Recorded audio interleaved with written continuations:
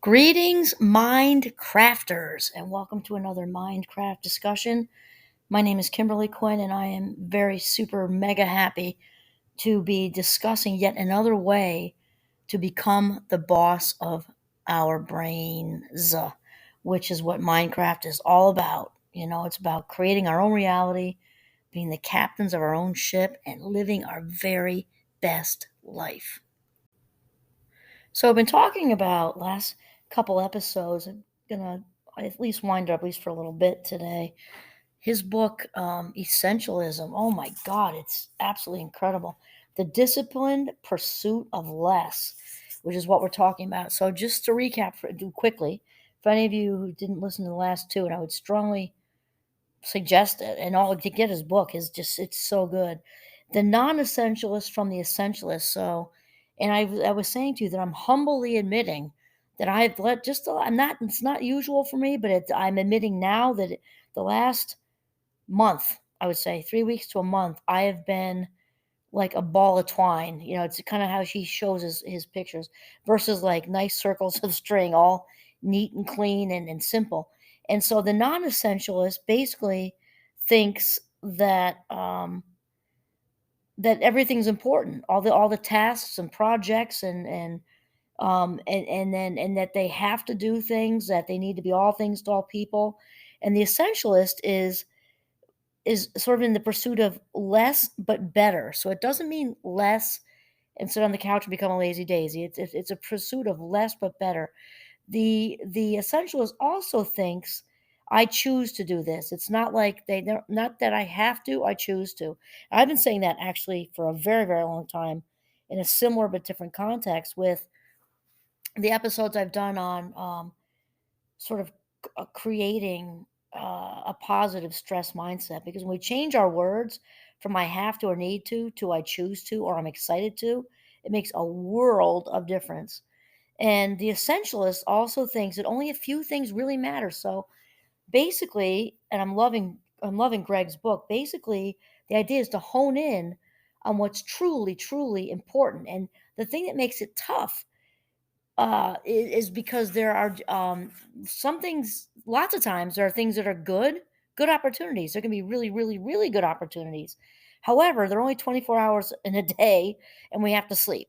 So the point is, even amongst really good choices, we've got to really sort of cherry pick what's absolutely vital to where to play as far as where to place our attention. And the essentialist, all okay. So the non-essentialist would look at that, all the good opportunities, and say, how can I fit it all in? Where the essentialist would say, what are the trade-offs? Because we know if we agree to do this, that, this, and that we're going to be spread thin, and probably we're going to make, as Greg says, micro progress on five. Doesn't mean you can't do all five things, but it's not. They're not. They might be okay. They're not going to be great. Whereas if we hone in and pick one, and all that energy is going into one spot, you're going to blow the doors off it. That's really what we're talking about.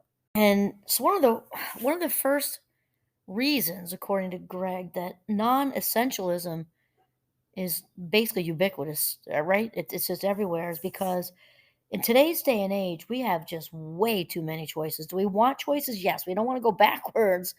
We don't want to, we're not, insinuating that a totalitarian regime is what we're looking for. No, we're not. We're talking about, I wasn't even meaning politically. We just have so many choices. And a lot of that's because of the internet,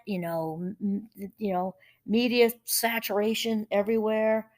And, societies, some societies being, very, very affluent. And we're not trying to go backwards without having choice. Let me be super clear. I'm saying that. And that said, we can sometimes just have so many choices that it's overwhelming. And I remember on a lesser level, but it makes a good point of it. I was down in New York, um, at a pool. And it's about an hour out of New York City, at a nice, very nice area. At a pool, I was watching this parent with his 2.5-year-old child, and I'm trying very hard not to judge. I'm just being honest, because he was like kind of putting on a show for everybody at the snack bar. Well, little Sophie, would you like, guacamole stuffed ba ba ba ba ba with sauteed this, or would you like, they've got a Um, a quinoa wrap with kale, or would you like the hot dog with, just going on and on. And this little 2.5-year-old is looking at him like, okay, how about at that level, her choice should be ketchup or mustard. That's it. She had this glazed look on her face while he's trying to impress everybody who's ever listening, who even cares. Probably not going to see them again. But about, he was just clearly just trying to, I don't know, just give this message to everybody listening that he's this good educated parent or something. I don't know. In reality, he was completely overwhelming his 2.5-year-old because, especially for that age, that's all she can handle is hot dog or hamburger or guacamole wrap or 2 things, ketchup or mustard, that's it. So even though, adults are able to handle more choices, we even have our limits, and that's been demonstrated lots and lots, restaurants, when they come at you with, 19 different salad dressing choices. 3 are good, and if you wanna read on the list the rest, go ahead. When they read off the specials, keep it simple, and then like I said, list the rest of them, because we also, just like little Sophie at the snack bar at the pool, we get glazed over when we have, just, too many to pick from. They would say, "Oh, can you just repeat that? Can you it's too much, just too much brain overload." And so Greg also and I agree with him so much about that. It's definitely, obviously, the older you get, the more choices you can handle, but teenagers, same thing. And of course, I don't know if anyone wants choices more than a teenager. They have one foot in adulthood, one foot still in childhood. They're trying to figure out who they are. Of course they want choices, and they should have choices. Absolutely. We all want choices. And I frequently use the word choice with my Minecrafters. They're all young adults, and young adults want choices too. It's just at a certain point it's overwhelming. And so Greg says also, in addition to the choice thing, there's just a lot of social pressure, like way too much social pressure. And so he's talking about, it's not just the number of choices that has increased exponentially, it's also the strength and number of outside influences on our decisions that has increased. So he says, while much has been said and written about how hyper connected we now are and how distracting this information overload can be, the larger issue is how our connectedness has increased the strength of social pressure. Oh my God. And again, preaching to the choir here, because I actually did research on this in 2018 with the impact of social media on the well-being of college students, and our results were, well, we found what we were looking for, which is what a researcher wants, right? But it was also very, very sad because the numbers were even higher than we predicted. We know for a fact that, excessive engagement with social media leads to anxiety. We already knew this: anxiety, depression, impulsivity, and distractibility. And then our big claim to fame was life satisfaction. So, as the engagement in social media increased, the life satisfaction numbers decreased. So, basically, these young adults were hating their lives because of not just the time on social media, but the emotional engagement. So, excuse me, this is very much what Greg is talking about, and it's because of the social comparison. And when I did my research, which is totally in alignment with what Greg's saying, is there's this. Well, first of all, there's this 24/7 sort of compulsive need to be connected. That's one thing, but the immediate social comparison, even if I just say a teenager or young adult, just they get a ding, ding, ding, a notification. They push it and want even before they even see it. Okay, they're ultra focused on what is this going to be? Was I left out of something? Was there a party that happened I didn't go to? Did I miss an athletic event? Did I miss some gossip that's happening? Da da da da da. And the minute they go on whatever Instagram, which is, I know that, well, at least currently, is the biggest one. My students, or one say one of the biggest ones, they watch. They immediately see who's got the outfit, who's got the partner, who went on vacation, and mine are usually going on vacation still with their parents. Who got into college, this college, that college, their first choice college, who got their first job out of college, who got into grad school. Compare, compare, compare. Never mind all this FOMO stuff with there was a party which you wouldn't have known about if social media weren't a thing. It could have been a small little 5-person thing that nobody decided to talk about. You wouldn't know, but now you do because they plastered it all over social media. So there's a lot of pressure. And then Greg says today technology has lowered the barrier for us to share to share their opinion about what we should be focusing on. It's not just information overload, it's opinion overload. So that's a whole nother thing. That just adds to what I was just saying about the research I did, but their opinions, opinions, opinions, especially um, with the current political climate. It's just, we are being like just saturated with information on a daily basis, and it's a lot. And then the last one is one actually, uh, I've been all about this for a long time. The idea that you can have it all. And I wrote a book on called Striving for the Purple Heart, Mothers in the Universal Pursuit of Honor, way back in, I don't know, 2000 something, 3, 5, I don't know, it was early on in there.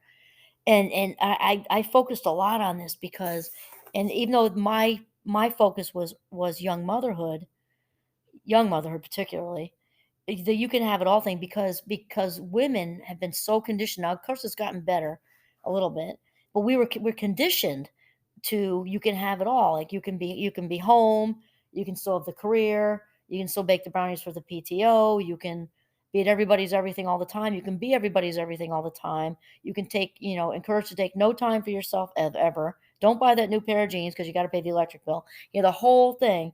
That's just kind of summed up and paraphrased, but in reality, we can have it all for a short time, but just like Greg is saying, you're going to make micro progress in a million different areas. And what usually happens in young motherhood, when you're busy being everybody's everything all the time, and you're reduced to the stump level, like in The Giving Tree, my least favorite children's book ever.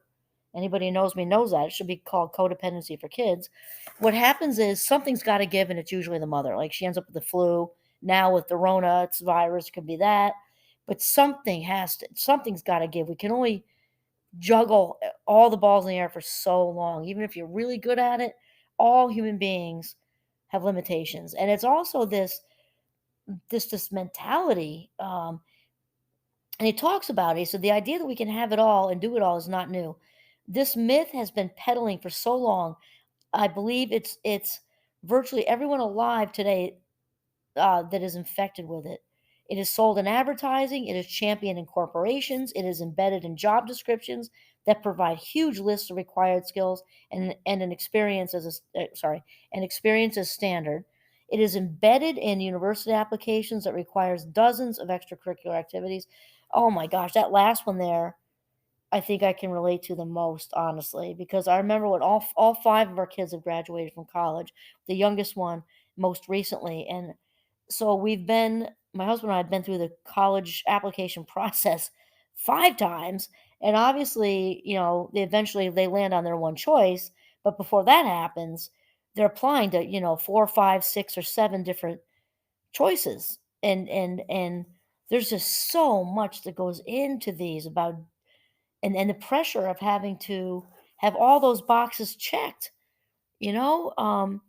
And maybe somebody's not as into sports or more into theater. Maybe they're not into either one of those things, but they're more into, clubs and band, and oh my gosh, it is definitely a lot of pressure. And my husband and I were big fans of extracurricular activities. Absolutely. We actually, we were very, very, clearly they had to pick something. They had to pick something. But the pressure of having to be overscheduled is not anything we want. We want them to have balance. That's what we're striving for, is balance. And then, so Greg's saying what is new is how especially damaging this myth is today, in a time when choice and expectations have increased exponentially.